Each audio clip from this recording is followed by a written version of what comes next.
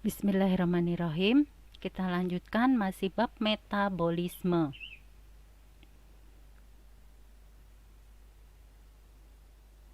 Ini kemarin kita sudah belajar enzim, sekarang kita belajar katabolisme. Nah, metabolisme dibagi dua ya. Katabolisme, anabolisme. Kata, perhatikan kursor ya. Kata berarti dibongkar atau diurai atau dipecah dari molekul kompleks menjadi molekul sederhana. Nah, reaksi pemecahan ini menghasilkan energi. Karena menghasilkan energi, maka namanya reaksi eksergonik. Anabolisme, ana itu menyusun, mensintesis dari sederhana menjadi kompleks. Karena menyusun itu butuh energi, reaksi anabolisme disebut reaksi endergonik. Katabolisme itu contohnya respirasi. Respirasi kita bagi dua, yang dipelajari di sini respirasi aerob dan respirasi anaerob. Aerob itu yang pakai oksigen, anaerob yang tidak pakai oksigen. Nah, kalau reaksi anabolisme contohnya fotosintesis dan kemosintesis. Nah, kita mulai nih bahas katabolisme. Tadi contohnya respirasi aerob dan anaerob. Sekarang yang mau dibahas pertama itu, perhatikan kursor, respirasi aerob. Nah, respirasi aerob itu memakai oksigen. Nih, oksigen. Terus oksigen itu memecah karbohidrat. Nah, senyawa karbohidrat itu secara kimianya C6H12O6.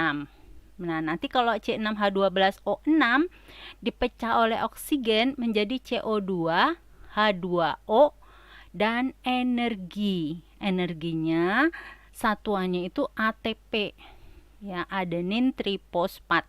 Nah, sekarang kita lihat di sini. C-nya, perhatikan kursor, C-nya kan 6. Ini C-nya 6. Nah, dipecah jadi C. Ini kan nggak ada ya. Nah, dipecah jadi C. Ini C-nya 6, sedangkan ini C aja, maka jumlah C-nya ada 6. Nah, ini 6 ini namanya 6 mol CO2. Kenapa harus ada O2? Karena C itu kalau berdiri sendiri dia labil. Dia akan menggandeng O2. Jadi C6 dipecah jadi C saja. Karena dia labil, dia bergandengan dengan CO2. Dan jumlahnya supaya seimbang, ini jumlahnya 6 mol. Nah, seperti itu ya. Jadi pemecahan itu namanya katabolisme. Tahapannya itu yang pertama glikolisis, yang kedua dekarboksilasi, yang ketiga siklus Krebs. Ini salah ya, bukan 2 tapi 3 siklus Krebs. Yang keempat sistem transfer elektron. Nih, seperti ini. Glukosa, jadi C6H12O6 itu namanya glukosa. Glukosa itu karbohidrat dengan oksigen dipecah. Proses yang pertama namanya glikolisis. Terus oksidasi pirufat, siklus Krebs, dan transfer elektron. Oksidasi pirufat dengan dekarboksilasi itu sama. Ya, kita lanjut.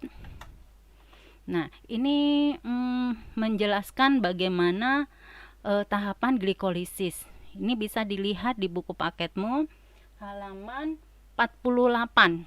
Nah, 48 itu diurai satu-satu. Ini Ibu buat garis besarnya. Bahwa 1 mol glukosa, nih ya, ini kan berarti 1 mol kan? 1 mol glukosa itu menjadi 2 mol asam pirufat. Kan C6 dipecah dulu, jadi cara mecahnya itu nggak langsung, jadi bertahap. C yang 6 dibagi 2, jadi masing-masing C3. Nah, tahapan pemecahan itu menggunakan enzim. Ya, ini glikolisis terdiri dari 10 tahap, masing-masing dikatalis oleh enzim. Silakan dilihat halaman 48. Macam-macam enzimnya. ada enzim fosfoglucosaminomerase, aldolase, terus yang terakhir itu enolase ya. Di situ banyak nama enzimnya, silakan dilihat. Kemudian ini menjelaskan kalau di buku kan diurai satu-satu. Kalau ini Ibu bagi jadi dua. Yang pertama itu fase persiapan antara tahap 1 sampai 5. Glukosa diubah menjadi senyawa 2 senyawa C3 ya. Nah, fase persiapan ini dia menggunakan energi ATP. Terus selanjutnya adalah fase oksidasi senyawa 3C. C3C itu diubah jadi senyawa asam pirufat. Nih, lebih jelasnya ya. Kanan dan kiri ini sama ya. Kanan dan kiri sama. Kalau di bukumu lebih bertahap, makanya sampai ada jumlahnya 10 tahapan. Ini Ibu buat garis besarnya. Ini fase persiapan. Ada 5 fase di sini. Fase persiapan yaitu glukosa diubah jadi C3. C3 dia menggunakan ATP. Ya, jadi dia menggunakan 2 ATP. Ya, 2 ATP. Kemudian C3 dijadikan asam pirufat. Nah, saat C3 masing-masing ini menghasilkan 2 ATP. Ini menghasilkan 2 ATP. Jadi total ATP yang dihasilkan itu 4. Dipakai 2 di atas. Perhatikan kursor ya. Dipakai 2 di atas. Berarti nanti hasil akhirnya itu hanya 2 ATP. Dan menghasilkan ini. NADH masing-masing. C3 ini menjadi asam pirufat menghasilkan NADH. C3 yang ini jadi asam pirufat menghasilkan Na2, jadi ada 2 NADH. Jadi glikolisis itu terjadinya di mana? Sitoplasma. Sitoplasma itu cairan sel. Ya, di cairan sel atau di sitoplasma. Proses perombakan C6 menjadi C3 yang disebut asam pirufat. Nah, menghasilkan 4 ATP namun digunakan 2 di fase persiapan tadi. Sehingga hasil akhir glikolisisnya hanya 2 ATP. 1 molekul glukosa menghasilkan 2 NADH pada saat glikolisis. Ini kesimpulannya ya. Kalau di ujian sering keluarnya itu bukan tahapan yang lengkap seperti tadi. Tadi kan tahapannya lengkap ya. Nah, bukan tahapan yang lengkap yang seperti ini, tapi di ujian biasanya keluarnya itu di kesimpulan yang seperti ini. Ya. Jadi C6 menjadi asam pirufat itu glikolisis, hasilnya 2 ATP, 2 NADH dan asam pirufat terjadinya di sitoplasma. Setelah glikolisis itu dekarboksilasi. Dekarboksilasi itu tahapan persiapan siklus Krebs. Terjadinya di mitokondria. Mitokondria itu organel sel. Organel sel tempat respirasi aerob pada sel tubuh. Nah, ini kesimpulan malah langsung. 1 molekul glukosa itu pada saat dekarboksilasi menghasilkan 2 asetil-CoA, 2 NADH dan 2 CO2. Bisa kamu lihat di halaman 49. Ya, bisa kamu lihat di halaman 49 bahwa asam pirufat yang C-nya 3 tadi dipecah. Jadi C2 dan C. Ya, jadi C2 dan C nih asam pirufat yang tadi. Ini kan C-nya 3, dipecah jadi C2. C2 akan berikatan dengan asetil-CoA. Nah, C3 ini C2, berarti masih ada 1 lagi. Nah, C yang tadi dibuang. satu, bukan dibuang, dikeluarkan dalam bentuk CO2. Jadi ini C3 dipecah, ini jadi C2, ini C1. Kan asalnya C3. Nah, C aja ini atau C1 ini kan Ibu bilang tadi bahwa karbon itu kalau sendiri labil dia akan bergandengan dengan O2, maka dia menjadi CO2. Nah, ini asetil C yang 2 itu pun akan bergandengan dengan asetil CoA. Asetil-CoA itu merupakan penghubung antara glikolisis dengan siklus Krebs. Jadi asam pirufat ini nggak bisa masuk ke siklus Krebs kalau tidak diubah menjadi asetil-CoA, itu maksudnya. Nah, sekarang kita lanjut ke tahap berikutnya. Tahapan 3 itu siklus Krebs. Nah, siklus Krebs bisa dilihat di halaman 49. Yang pertama, asetil-CoA berikatan dengan oksaloasetat menjadi sitrat. Ini panjang nih. Terus kemudian sitrat menjadi isositrat. Ibu agak dipercepat ya. Nah, sitrat menjadi isositrat, isositrat menjadi alfa-ketogutarat, alfa-ketogutarat menjadi suksinil, suksinil menjadi suksinat. Terus suksinat menjadi fumarat, fumarat menjadi malat, malat menjadi oksaloasetat. Ini kalau di UN jarang keluar, tapi hasil akhirnya biasanya yang dikeluarkan. Jadi siklus Krebs itu terdiri dari 8 tahapan. Itu tadi tahapannya. Yang tadi ini. Bentar ya. Nih. Sitrat menjadi isositrat 1, isositrat menjadi alfa-ketogutarat 2, alfa-ketogutarat menjadi suksinil 3, suksinil menjadi suksinat 4, suksinat menjadi fumarat 5, fumarat menjadi malat 6, malat menjadi oksalat 7, oksalat menjadi awal tadi sitrat. Oke, jadi ada 8 rangkaian, dia bentuknya melingkar. Nah, masing-masing dikatalis oleh enzim khusus, terjadinya di matrik mitokondria. 1 mol glukosa menghasilkan 2 ATP, 2 FADH, 6 NADH, dan 4 CO2. Silakan dibuka di halaman 49. Di situ ada bentuknya lingkaran, ya. Nih. Nih, bentuknya lingkaran. Ini yang disebut sitrat. Jadi di sini kan asetil-CoA nih. Perhatikan kursor ya. Ini asetil-CoA akan diambil oksaloasetat jadi sitrat, sitrat jadi isositrat, isositrat jadi alfa-ketogutarat, alfa-ketogutarat menjadi suksinil, menjadi suksinat, fumarat, malat kembali oksaloasetat. Jadi ada 8 tahap. Tenang, ini nggak jarang atau Ibu belum pernah menjumpai ini jadi soal UN.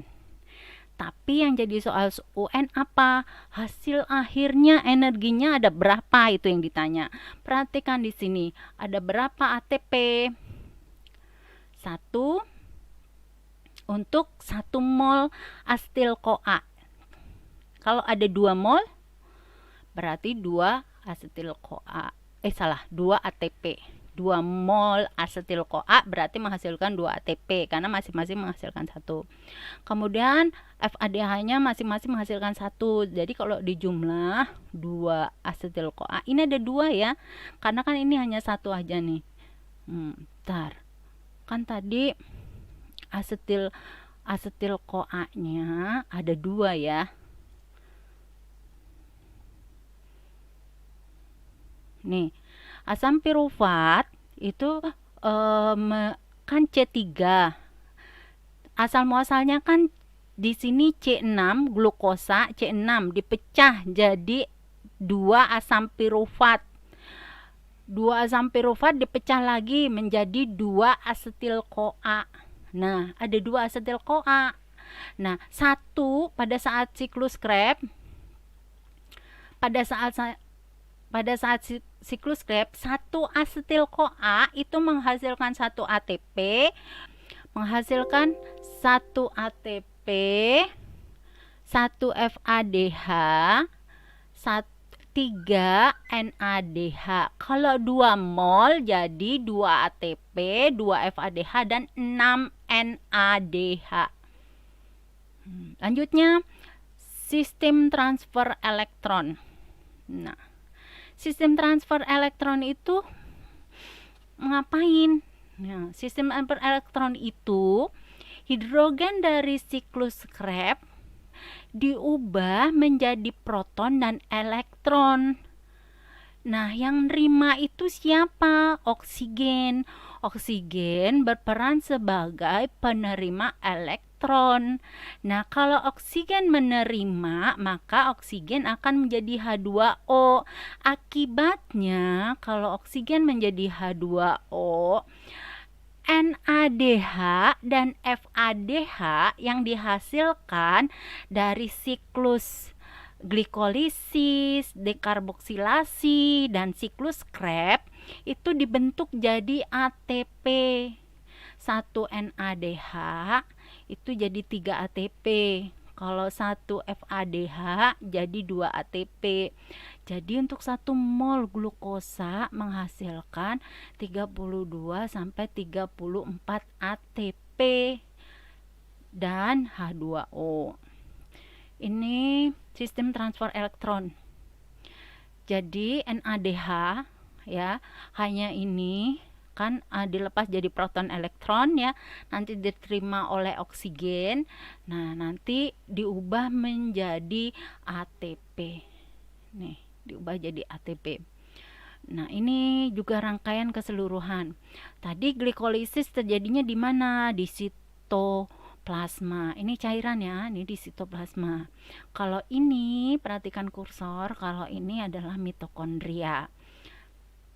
Glikolisis hasilnya ATP dan NADH tadi kan, 2 ATP, 2 NADH itu hasil dari glikolisis. Dan asam pirufat. Nah, asam pirufatnya nanti dalam sistem dalam dekarboksilasi asam pirufat menjadi asetil-CoA. Nah, saat menjadi asetil-CoA menghasilkan NADH juga. Kemudian asetil-CoA masuk ke siklus Krebs menghasilkan 2 ATP, 2 FADH, dan 6 NADH. Kemudian FADH, NADH hasil glikolisis dekarboksilasi siklus Krebs dalam transfer elektron akan diubah menjadi ATP yang jumlahnya 32 sampai 34 ATP. Kan di sini 32 sampai 34 ATP ya. Ditambah di sini 2 ATP. Hitunglah 32 ya. 32 ditambah di sini 2 ATP 34. Di sini ditambah lagi 2 ATP 36. Tapi kalau di sini menghasilkan 34 ATP, di sini ditambah 2 berarti 36, ditambah 2 lagi berarti 38. Ada buku yang menyatakan bahwa total total energi yang dihasilkan saat berespirasi itu 36 dan 38. Kenapa terjadi perbedaan? Perbedaannya itu karena apabila sel dalam kondisi sehat, efektif, dan baik, maka dia bisa menghasilkan energi sangat banyak. Bisa sampai maksimal yaitu 38. Apabila sel dalam kondisi kurang optimal, maka hanya menghasilkan 34, bahkan lebih kurang dari itu. Jadi tergantung kesehatan selnya. Nah, ini gambar glukosa C6 dipecah menjadi C3, ada 2. Nah, itu memerlukan energi saat dipecah C6 jadi C2C3 itu pakai ATP. Kemudian C3 tadi menjadi asam pirufat. itu mengeluarkan ATP. Berapa jumlahnya?